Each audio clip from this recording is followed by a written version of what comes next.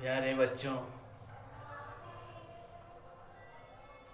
अगले चैप्टर की ओर आज चलते हैं और उस चैप्टर के अंतर्गत आज जिस पॉइंट को हम लोग समझेंगे, जिस चैप्टर को समझेंगे वो है व्यवसाय के स्वरूप के चुनाव को प्रभावित करने वाले घटक। व्यवसाय के स्वरूप के चुनाव को प्रभावित करने वाले कौन कौन से घटक है उसके बारे में आज इस चैप्टर में समझेंगे। दूसरा चैप्टर जो है वो है नए व्यवसाय की स्थापना के पूर्व ध्यान देने योग्य बातें। ये दोनों महत्वपूर्ण चैप्टर है, परीक्षा उपयोगी प्रश्न है, इसको आज समझेंगे। तो सबसे पहला इसमें पॉइंट है प्रभावित करने वाले जो घटक व्यवसाय को, व्यवसाय की प्रकृति। व्यवसाय की प्रकृति के अंतर्गत व्यवसाय किस प्रकार से है, उसका स्वरूप किस प्रकार से है, वो व्यवसाय छोटा है या बड़ा है या व्यक्तिगत है या व्यक्ति से हटकर है। यदि व्यवसाय का स्वरूप व्यक्तिगत है तो वहाँ पर एकाकी व्यवसाय प्रारंभ करना चाहिए, एकाकी व्यवसाय का स्वरूप तैयार करना चाहिए। यदि व्यक्तिगत से हटकर अगर एक से दो व्यक्तियों का समूह तैयार करके अगर किया जाता है तो वहाँ पर साझेदारी उसका स्वरूप बन जाता है। और एक जो होता है, जैसे कि बड़े पैमाने पर एक बड़ा संगठन के रूप में जब तैयार होता है तो वहाँ पर सार्वजनिक कंपनी या बड़ी कंपनी के रूप में उसको अपनाया जा सकता है। तो इस प्रकार से उसकी प्रकृति, उसके स्वभाव के आधार पर एक व्यवसाय का चयन करना चाहिए। दूसरा जो है कार्य का क्षेत्र तथा पैमाना देखकर। व्यवसाय का कार्य क्षेत्र छोटा है या बड़ा रूप है उसको देखकर उसका सीमा क्षेत्र कितना है, बड़े पैमाना का है या छोटे पैमाने का है, इसको ध्यान देना चाहिए। यदि उसका कार्य क्षेत्र छोटा है तो एकाकी व्यवसाय सर्वोत्तम है, सर्वश्रेष्ठ है। और कहीं व्यवसाय का जो स्वरूप थोड़ा सा व्यक्तिगत से हटकर थोड़ा सा अगर बड़ा रूप है तो वहाँ पर साझेदारी व्यवसाय किया जा सकता है। और अगर उसका क्षेत्र ज़्यादा बड़ा है, बड़े पैमाने के उद्योग है, तो यहाँ पर सार्वजनिक कंपनी या सरकार के द्वारा लगाई गई कंपनी पर ध्यान देना चाहिए। तो इस प्रकार से उसका व्यवसाय के स्वरूप को प्रभावित करने वाले ये घटक। तीसरा जो है वित्तीय आवश्यकता। वित्तीय आवश्यकता व्यवसाय के स्वरूप को देखकर एक सोची समझी जो प्रकृति होती है वो है वित्तीय आवश्यकता, क्योंकि बिना पूंजी के कोई भी व्यवसाय का संचालन नहीं किया जा सकता। किसी भी पूंजी के द्वारा एक बड़े व्यवसाय या छोटे व्यवसाय निर्भर करता है।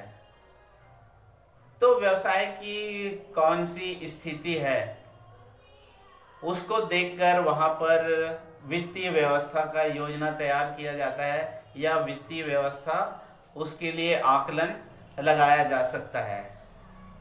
तो एक छोटी सी अगर कंपनी है या छोटा व्यवसाय है तो उसमें एकाकी व्यापार या एकाकी व्यवसाय और साझेदारी व्यवसाय होता है।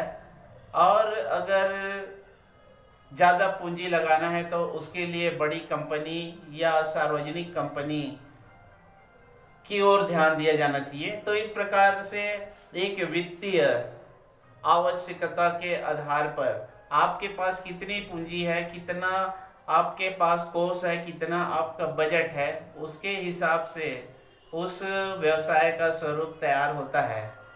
इसके बाद में अगला जो चलते हैं वो है जोखिम तथा दायित्व की मात्रा।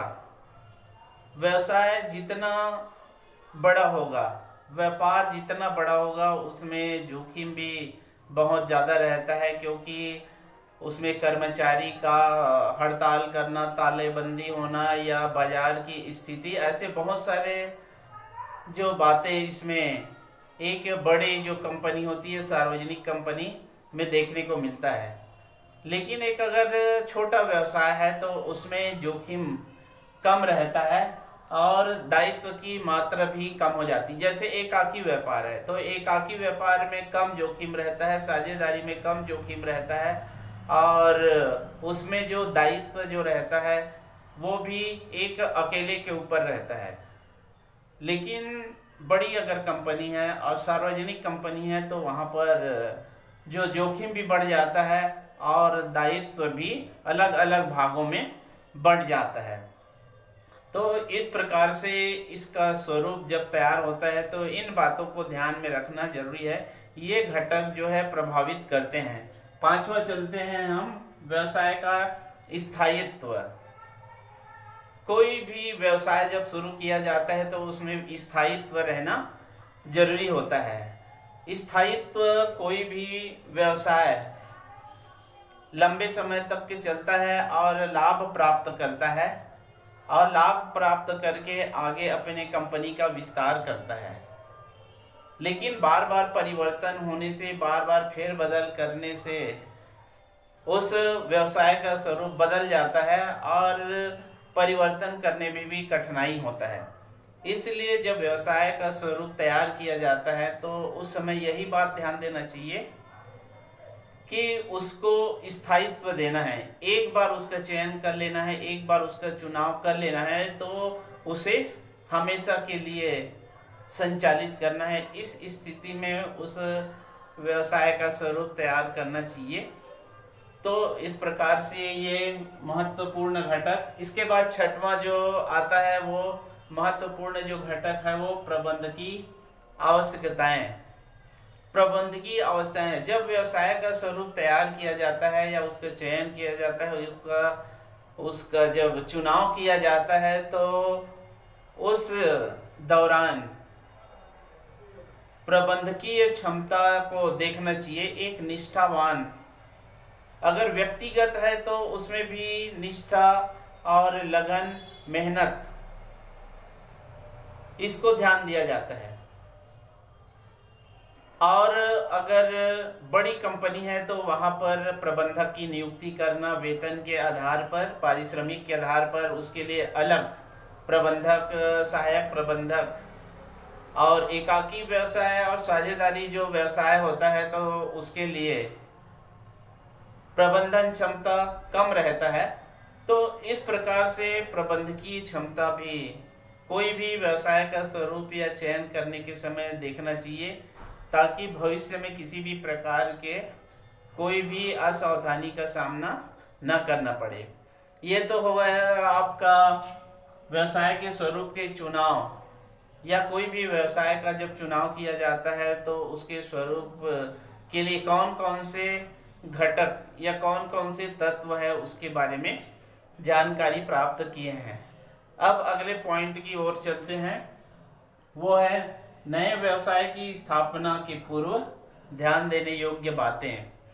कोई भी व्यवसाय का जब हम शुरुआत करते हैं या प्रारंभ करते हैं तो उस नए व्यवसाय को स्थापित करने से पहले हमको बहुत सारी महत्वपूर्ण जानकारियां प्राप्त कर लेना चाहिए, ताकि भविष्य में किसी भी प्रकार की दिक्कत या असावधानी का सामना हमको न करना पड़े और उस व्यवसाय को हम शुरू करके फिर बंद न हो, ऐसी स्थिति निर्मित नहीं होना चाहिए। इसलिए कोई भी नए व्यवसाय का प्रारंभ करना है या कोई भी नए व्यवसाय जब हमको संचालित करना है, शुरू करना है, तो प्रमुख जो महत्वपूर्ण बिंदु यहाँ पर दिया हुआ है उसको हमको समझना चाहिए या समझ लेना चाहिए, तब उस व्यवसाय को शुरू करना चाहिए।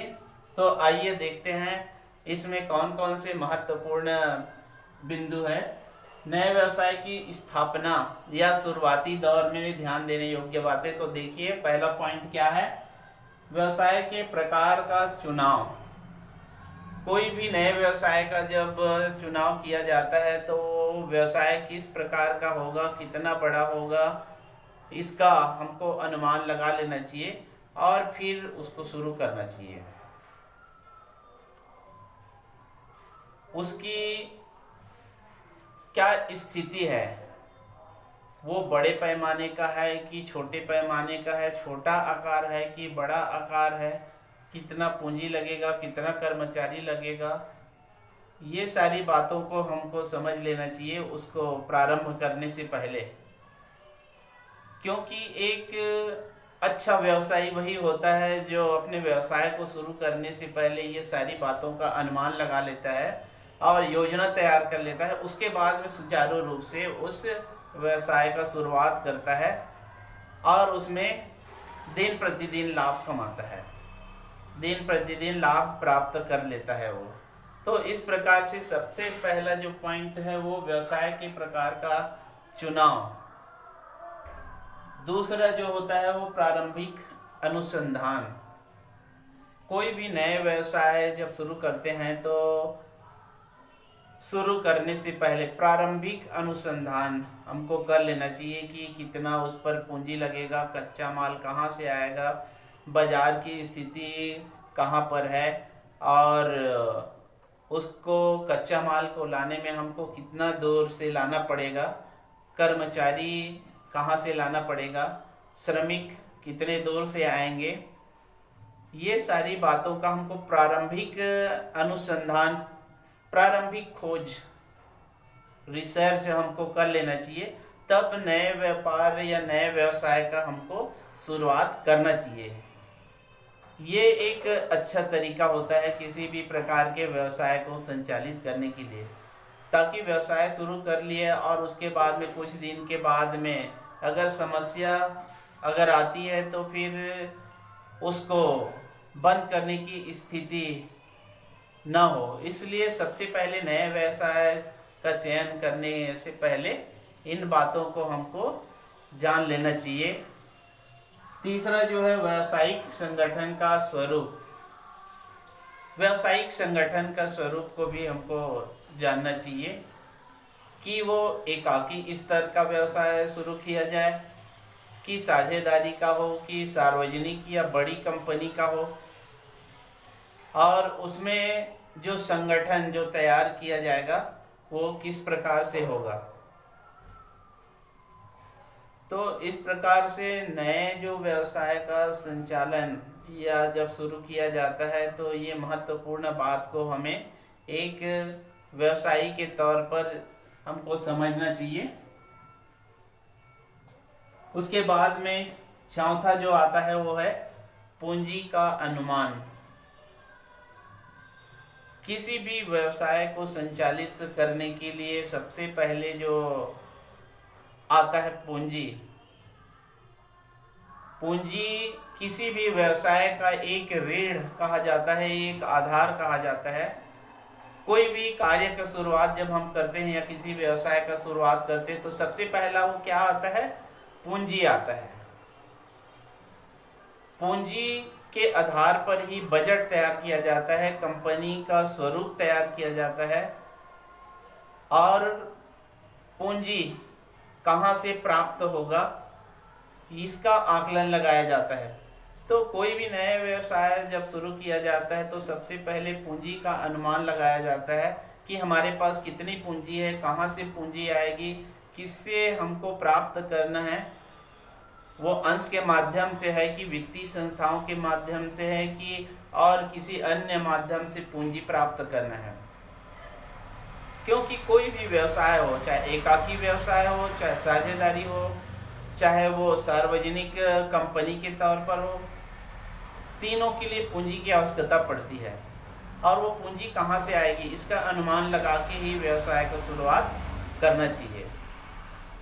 क्योंकि जब व्यवसाय शुरू हो गया तो उसके बाद में अगर पूंजी की कमी पड़ गई तो फिर वो व्यवसाय बंद होने की स्थिति पर आ सकता है।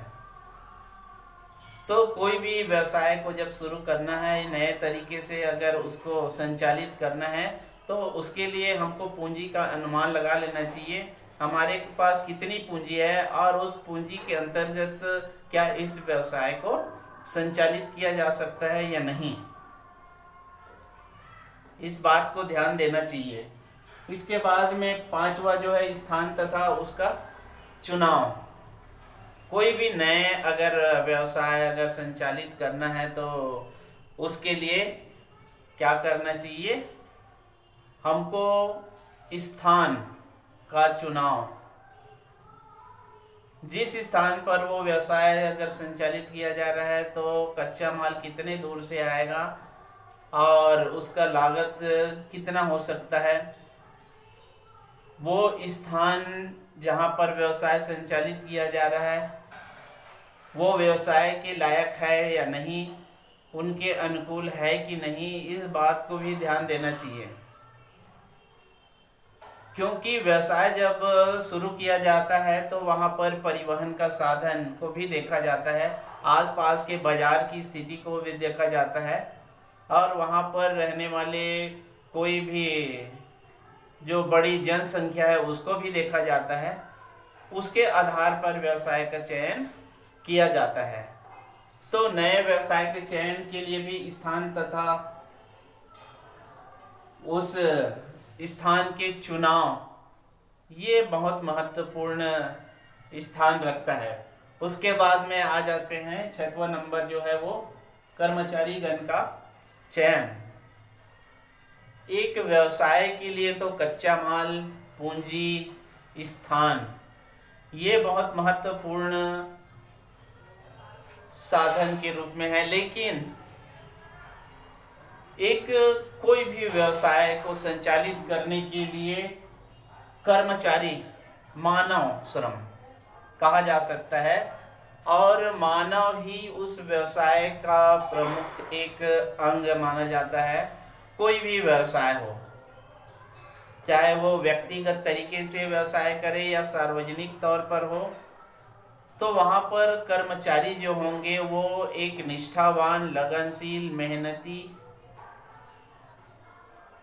और अनुभवी प्रकार के कर्मचारी का चयन या उनकी नियुक्ति पर ध्यान देना चाहिए।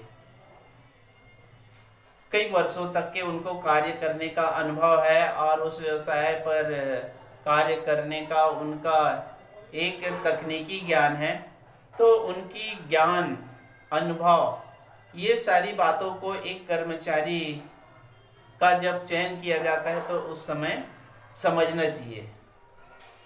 क्योंकि एक कर्मचारी जो होता है वही उस व्यवसाय का मुख्य आधार माना जाता है, क्योंकि मशीन वही चलाता है, माल का उत्पादन वही करता है और माल का जो किसी वाहन में डालने का भी काम वही करता है, पैकिंग का काम वही करता है। ऐसे बहुत सारे मजदूर कर्मचारी और एक अनुभवी और एक विशेषज्ञ और एक अच्छे कर्मचारी उस व्यवसाय के लिए या उस व्यवसाय को शुरू करने या प्रारंभ करने के समय चयन करना चाहिए, ताकि भविष्य में किसी भी प्रकार के उस व्यवसाय के संचालन में बाधा उत्पन्न न हो। तो इस प्रकार से ये महत्वपूर्ण जो बातें नए व्यवसाय को शुरू करने के समय ध्यान देना चाहिए। तो बच्चों, आज ये महत्वपूर्ण जानकारी हमने आज यहाँ पर एक चर्चा के माध्यम से आपको बताया गया और अगले चैप्टर, जो नया चैप्टर है, उसका शुरुआत अगले पीरियड में हम लोग करेंगे। धन्यवाद।